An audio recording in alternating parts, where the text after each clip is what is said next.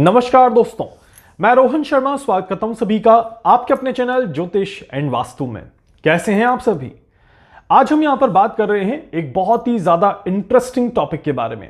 मंगल देव शतभिषा नक्षत्र में जाने वाले हैं और मंगल जैसे ही शतभिषा में एंटर करेंगे राहु के साथ एक क्लोज कनेक्शन बनता हुआ नजर आएगा। सूर्य के साथ भी एक क्लोज कनेक्शन यहां पर देखने को मिलेगा और मंगल को ज्वाइन करेंगे बुध कुछ ही दिनों के अंदर। इसीलिए आने वाला समय शतभिषा नक्षत्र के अंदर एक बहुत इंपॉर्टेंट इक्वेशन यहां पर बनाता हुआ नजर आता है। इस इंपॉर्टेंट इक्वेशन की जो शुरुआत रहेगी ये 3 मार्च 2026 से रहेगी और 20 मार्च 2026 तक के बीच में मंगल रहेंगे शतभिषा नक्षत्र में। अब शतभिषा नक्षत्र की जब हम एक कहानी देख रहे हैं, आप समझिएगा जब 3-4 मार्च के आसपास जब मंगल देव शतभिषा में एंटर कर रहे हैं तब किस तरह की इक्वेशन बनते हुए नजर आती है। इनिशियल फेज में क्या रहेगा कि मंगल शतभिषा के एंट्री फेज में रहेंगे, मतलब कि शतभिषा में अंदर एंटर कर रहे होंगे। उस समय पर जब मंगल शतभिषा में एंटर कर रहे हैं, राहु जो है वो मिड फेज में देखने को मिलेगा और सूर्यदेव जो है वो अंतिम चरण की तरफ बढ़ते हुए नजर आएंगे। तो इसीलिए 3 तरह की सीक्वेंसिंग यहां पर हमें देखने को मिल रही है। शतभिषा नक्षत्र एक नक्षत्र जिसमें आपको मल्टीपल वेरिएशंस देखने को मिलेंगे और मंगल के पीछे पीछे ट्रैवल करता हुआ नजर आएगा बुध, जो कि मंगल से 6 से 7 दिनों के बाद शतभिषा में एंट्री करेगा और अपना प्रभाव देना शुरू करेगा। वैदिक शास्त्र में कहा गया है कि जब जब इस तरह की परिस्थिति बनती है तब तब अग्रेशन बहुत ज्यादा हावी होना शुरू कर देता है। अग्रेशन जैसे जैसे हावी होगा, परेशानियां, भ्रम, रहस्य और बहुत ज्यादा नकारात्मक चीजें देखने को मिल जाती हैं। ये जो समय रहेगा ये राहु के डोमिनेंस में पूरी तरह से काम करता हुआ नजर आएगा। राहु इस समय में अपने आप को और भी ज्यादा प्रबल बनाता हुआ नजर आएगा। सूर्य ग्रहण का प्रभाव हमने देख लिया और हम धीरे धीरे उसके प्रभाव को और आगे महसूस करते हुए चल रहे हैं। यहीं पर चंद्र ग्रहण की शुरुआत भी होने जा रही है और चंद्र ग्रहण का भी इंपैक्ट हमें देखने को मिलेगा। इसी समय पर शतभिषा रहस्य को और भी ज्यादा गहरा देता है। नकारात्मक चीजें दुनिया में काफी ज्यादा बड़े लेवल पे अपना प्रभाव दिखाना शुरू करती है और यहीं पर हमें यह भी समझना है कि जब इस तरह का माहौल बनेगा तो ये कहीं ना कहीं टेक्नोलॉजी को बहुत ज्यादा प्रभावित करता हुआ नजर आता है। इसी वजह से इस समय में टेक्नोलॉजी को लेकर के काफी सारी आप नकारात्मक चीजें सुन सकते हैं। इस तरह के योग बनते हैं। मार्च का महीना फाइनेंशियल ईयर एंड का भी महीना होता है और इसी वजह से फाइनेंशियल ईयर एंड में भी काफी ज्यादा अप एंड डाउन यहां पर देखने को मिलेगा। फाइनेंशियली या शेयर मार्केट में भी काफी ज्यादा उठापटक की स्थिति आपको यहां पर जरूर देखने को मिलेगी। इस समय में यह कहा जाता है कि आपको अपना डेटा पूरी तरह से सिक्योर रखना है, अपने आप को पूरी तरह से सिक्योर रखना है, अपने फाइनेंस को पूरी तरह से सिक्योर रखना है, अपनी छुपी हुई चीजों को भी संभाल करके रखना है, नहीं तो दुनिया के सामने आपकी छुपी हुई चीजें आ सकती हैं। इस तरह के योग दिखाई देते हैं। इस समय में आप अगर किसी हॉस्पिटल में काम करते हैं या किसी हॉस्पिटल के मालिक हैं तो आपको परेशानी ज्यादा देखने को मिल सकती है। किसी हॉस्पिटल में कोई गलत काम हो रहा हो और उसकी गलत काम को लेकर के स्टिंग ऑपरेशन किया जाए, उसके गलत काम को बाहर निकाला जाए, तो मेडिकल साइंस के लिए यह समय बिल्कुल भी अच्छा समय नहीं दिखाता। मेडिकल साइंस में या मेडिकल से जुड़ी हुई टेक्नोलॉजी के अंदर या मेडिकल से जुड़े हुए रिसर्च के अंदर कोई ना कोई लूप होल यहां पर देखने को मिलता है। प्रॉब्लम दिखाई देती है एंड देन प्रॉब्लम के सॉल्यूशंस पर काम किया जाता है। इस तरह के योग बनते हैं। यह समय हैकिंग के लिए, साइबर अटैक के लिए बहुत ही ज्यादा आप कह सकते हैं क्रूशियल टाइम, बहुत ज्यादा खतरनाक टाइम आप इसको कह सकते हैं, यह दिखाई देता है। इस समय में अगर आप कोई ऐसी न्यूज सुन लेते हैं कि ये XYZ सर्वर डाउन हो गया या इस सर्वर का डेटा लीक हो गया, तो कोई आश्चर्य नहीं होगा, क्योंकि जिस तरह से मंगल राहु के नजदीक आते जाएंगे इस तरह की चीजें काफी ज्यादा देखने को मिलेंगी। इस तरह की चीजों का प्रभाव काफी ज्यादा देखने को मिलेगा। अचानक से कंपनीज में ले ऑफ हो जाना, अचानक से बड़ी संख्या में कोई एक अच्छी रेपुटेटेड कंपनी बहुत सारे एम्प्लॉयज को निकाल दे तो भी इस तरह के योग आपके देखने को मिलेंगे।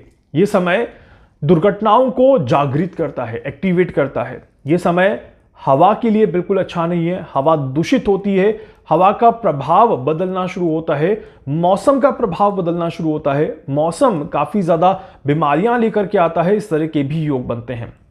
इस समय के दौरान में हो सकता है कि आप कोई न्यूज़ वायरस के बारे में सुन लें, या आपको ये लग जाए कि ये वायरस कहीं फैल ना जाए, एक पैनिक का माहौल जो है वो कहीं ना कहीं क्रिएट होता है। इस तरह की भी इक्वेशन से देखने को मिलती है।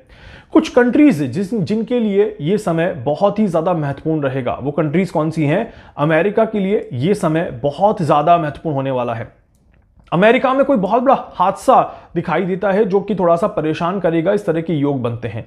अमेरिका में किसी तरह का आप कह सकते हैं कि टेक्नोलॉजी को लेकर के कोई बहुत बड़ा अनाउंसमेंट देखने को मिले, एरोस्पेस को लेकर के या हवाई जहाज को लेकर के कोई टेक्निकल खराबी देखने को मिले, या कोई बहुत बड़ी दुर्घटना देखने को मिले, तो इस तरह के योग बनते हैं। अमेरिका के मिलिट्री फोर्स को लेकर के भी इस समय में चीजें हाईलाइटेड रहती हैं, इस तरह की इक्वेशंस बनती हैं।